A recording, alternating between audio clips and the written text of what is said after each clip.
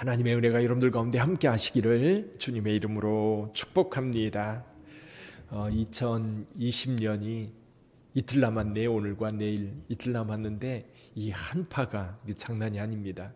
오늘 내일 모레 이번 주 내내 추울 것 같아요. 감기 조심하시기를 바랍니다. 누가복음 9장에 보면 9장 51절에 보면 예수님께서 예루살렘에 가시려고 굳게 결심을 하십니다. 굳게 결심을 하시고 이제 어디로 향하시느냐 하면 사마리아 지역으로 향하세요. 원래 갈릴리 지역에서 예루살렘에 가려면 길이 세 개가 있습니다. 하나는 해변길을 따라서 이제 무기토에서 해변으로 나가서 해변길로 요바까지 가서 요바에서 예루살렘으로 올라가는 방법이 있고, 또 하나는 이 족장들의 도로, 그렇게 명명이 되어 있는 것이죠. 중간에 있는 세겜, 또 실로, 베델, 예루살렘으로 가는 산길이 있습니다. 사마리아 중심 도로죠. 또 하나는 요단 계곡을 따라서 내려가서 여리고에서 예루살렘으로 올라가는 방법이 있습니다. 근데 예수님께는 사마리아 지역으로 들어가려고 하셨는데 사마리아 사람들이 뭐라고 얘기하냐면 우리 가운데 올 거면 와라. 근데 우리를 통과해서 예루살렘으로 갈 거면 못 간다고 길을 막았어요. 이때 이 요한과 야고보가 이 불을 명해서 저들을 다 멸망시키자고 예수님께 권했던 적이 있습니다. 근데 오늘 본문의 말씀에 보니까요, 이 갈릴리와 사마리아 사이로 지나가시다가 한 마을에 들어가는 장면이 나옵니다. 10명의 나병 환자를 고치는 사건이지요. 이 10명의 나병 환자는 멀리서 예수님을 부릅니다. 예수 선생이여 우리를 불쌍히 여기소서. 이 사람들은 자기를 고쳐달라고 하지 않아요. 그리고 예수님을 주님이라고 부르지도 않아요. 그저 선생이었습니다. 또 소문난 유명한 아니면 좀 능력 있는 그런 선생 정도로 여겼던 것 같아요. 근데 여기 소리 지릅니다. 예수 선생이여 우리를 불쌍히 여기소서. 근데 예수님께서도 뜻밖의 말씀을 하세요. 제사장들에게 가라. 제사장들에게 가서 너희 몸을 보이라. 원래 이제 나병이 이제 몸에 피부병이 생겼을 때에 이것이 나병이냐 아니냐 진단하는 것은 제사장들 몫이었어요. 제사장들에게 가면 이것을 이제 관찰하고 이것이 나병이다 선언하면 나병 환자가 되는 겁니다. 그러면 이제 격리돼야 되지요. 또 나병이 다 나았을 때에도 제사장이 보고 판단을 해줍니다. 이제 나병이 다 나았다. 그래서 예수님께서 제사장에게 가서 너희 몸을 보이라 라고 하는 말씀, 어떤 의도일까요? 우리는 이제 이런 생각을 해보지요. 지금 현재 나병으로 몸이 이제 많이 안 좋은 상태로 제사장들에게 갑니다. 이 나병이 있는 상태에서 가는 것은 나병이 있다라고 하는 것이나 혹은 고침받았다라고 하는 두 가지 이유일 텐데, 사실은 이 10명의 나병 환자는 고침받은 게 아니에요. 있는 그대로 옮겨집니다. 걸어갑니다. 그러는 사이에 깨끗함을 받았어요. 이 서로 보고 너무너무 놀란 거예요. 이 배너라고 하는 영화에 보면 제일 끝장면에 이 배너의 누이하고 어머니가 예수님께서 십자가에서 이제 고통당하시고 죽으신 그때에 이 나병이 고침받는 그런 장면이 나와요. 아마도 이 두 사람이 이 서로를 얼굴을 보면서 고침받은 것을 보면서 환호했던 것처럼 아마도 이 나병 환자 10명도 너무너무 기뻐서 소리를 지르고 난리를 쳤을 거예요.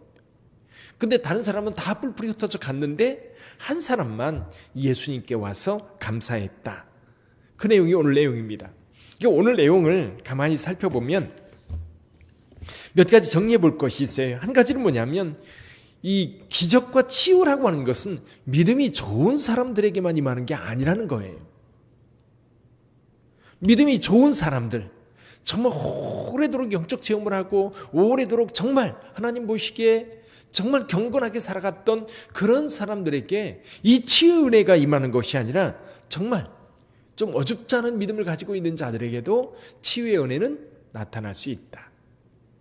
저는 이 생각을 보면 조금만 믿음이라도 있으면 하나님의 은혜가 그에게 임한다고 보는 거예요. 그래서 앞부분에 이런 얘기가 있습니다. 겨자씨 하나 만한 믿음. 여기 6절 한번 볼까? 6절 같이 읽어보지요. 주께서 이르시되 너희에게 겨자씨 하나일 만한 믿음이 있었더라면 이 뽕나무대로 뿌리가 뽑혀 바다에 심기어라 하였을 것이요 그것이 그 너희에게 순종하였으리라. 어쩌면 여기 나병 환자 10명이 이 겨자씨 하나일 만한 아주 작은 믿음, 예수님에 대한 어떤 작은 기대, 그런 거 아니었을까? 그러니까 예수님의 은혜는요, 하나님의 은혜는 뭔가 큰 어떤 것이 있어서가 아니라 정말로 예수님에 대한, 하나님에 대한 작은 어떤 기대만 있어도 그에게 하나님의 은혜가 임한다는 거지. 기적이 임한다는 겁니다.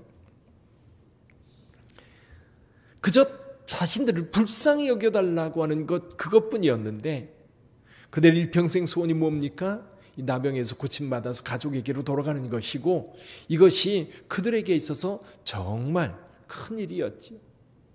그들에게 한 가지 소망이 있다면 오직 한 가지일 거예요. 이 나병에서 고침받는 것. 이제 여러 가지가 해결되는 거지요. 몸이 건강해지고 가족관계 회복되고 하나님의 전에 나가서 예배를 드릴 수 있는 자가 되는 거예요. 근데 그 은혜가 어떻게 임했어요? 그저 작은 한 가지, 나를 불쌍히 여겨달라고 하는 그 한마디에 이 모든 은혜가 임하였던 겁니다. 또 한 가지 이 말씀을 보면 예수님께서요, 조금은 이 나병 환자들을 시험한 것 같다라는 느낌이 들어요. 믿음을 시험해 본 거지요. 믿음이 정말 있는 건지. 근데 믿음대로 행동할 때에 아주 작은 거지만 믿음대로 행할 때 기적이 일어났던 겁니다.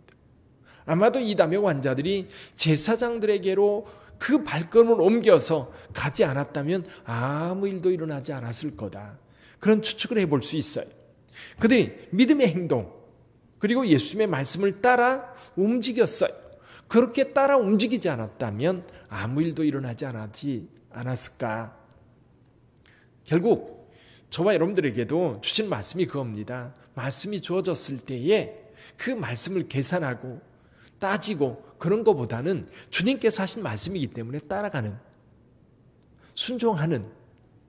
왜냐하면 주님은 우리를 사랑하시거든요. 나병 환자들을 왜 제사장들에게 가라고 했을까? 왜일까? 간단해요. 가서 보이라는 건데, 우리가 여기서 생각해 볼 수 있는 것은 예수님께서 그들의 나병을 치유해 주실 거라고 하는 기대.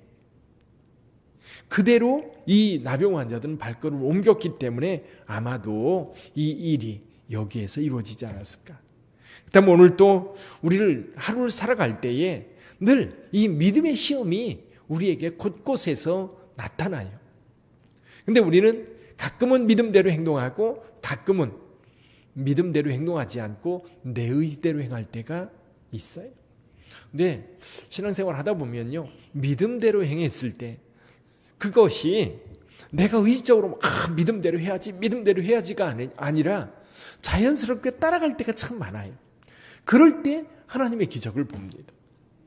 아마도 여러분들의 삶에서 곰곰이 영적 삶을 한번 돌아보세요. 내가 이걸 꼭 하나님 앞에 받아야지, 막 그런 간절함도 필요하겠지만 정말 하나님께서 말씀하셨기 때문에 그냥 자연스럽게 행동으로 옮겨질 때가 있어요.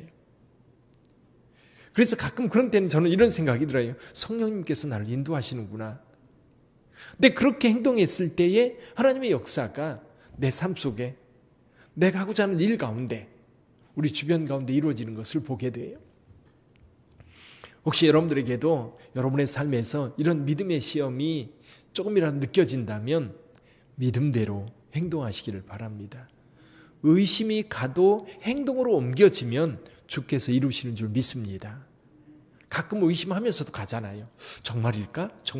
그런데 가면 이루어져요. 가면 하나님의 역사를 볼 수 있어요. 그 믿음이 여러분에게 있기를 주님의 이름으로 축복합니다. 근데 오늘 본문의 말씀을 가만히 보면 기적은 믿음의 시작이지 결론이 아니에요. 여기 9명은 아마도 그 기적이 그들의 믿음의 결론이라고 생각했을지 몰라요. 그런데 예수님께서는 이 사마리아 사람이 예수님께 와서 감사를 드릴 때에 결론에서 이렇게 말합니다. 그에게 이르시되 일어나 가라, 내 믿음이 너를 구원하였느니라. 자, 나병에서 고침받는 것도 굉장한 구원의 은혜였어요. 근데 그거는 시작에 불과한 거예요. 여러분, 진정한 구원은요, 주님과의 계속되는 교제인 줄 믿습니다. 늘 하나님과 함께하는 것이 그에게 임한 진정한 은혜이고 교제인 거예요. 우리는 뭔가 큰 일을 경험하고 나면 그게 우리 이제 신앙의 결론인 것처럼 여길 때가 많은데요. 그렇지 않습니다. 여러분의 삶 속에 큰 은혜를 경험해도 그거는 이 믿음의 삶의 과정 속에 하나의 은총일 뿐이지 전체는 아닌 거예요. 그러니까 예수님께서 말씀하시는 이 내용 가운데 이방인이 예수님께 와서 감사를 드립니다. 그러니까 내게 임한 하나님의 은혜에 대해서 늘 감사하고 그를 가까이하고 그와 동행하는 것이 진정한 구원자의 모습인 줄 믿습니다. 그러니까 기적은 이 믿음으로 들어오는 출발선이라고 보면 돼요. 그리고 우리가 신앙생활 할 때 가끔 하나님의 은총을 특별하게 강하게 경험하는 때인 거지. 근데 진정한 믿음은요, 평소에 늘 주님과 교제하며 받은 은혜에 대해서 감사하고 감격하고 찬양하고 또 내 문제를 주님께 아뢰면서 늘 일상의 교제가 이루어질 때에 그가 진정 구원받은 자요, 그리고 하나님의 백성으로 사는 겁니다. 그 은혜가 여러분들 가운데 있기를 주님의 이름으로 축원합니다. 그래서 지금 한번 은혜를 받았다고 해서 그로 끝이 아니라 여러분 주님 나라 갈 때까지 한없는 은혜들이 우리 앞에 있어요. 결론은 뭐예요? 끝에서 영원한 하나님의 나라에 들어갈 때에 그 영광을, 정말 그 큰 영광을 맛보게 될 겁니다. 그때까지 주님과 늘 함께 하시기를 주님의 이름으로 축원합니다. 기도하겠습니다.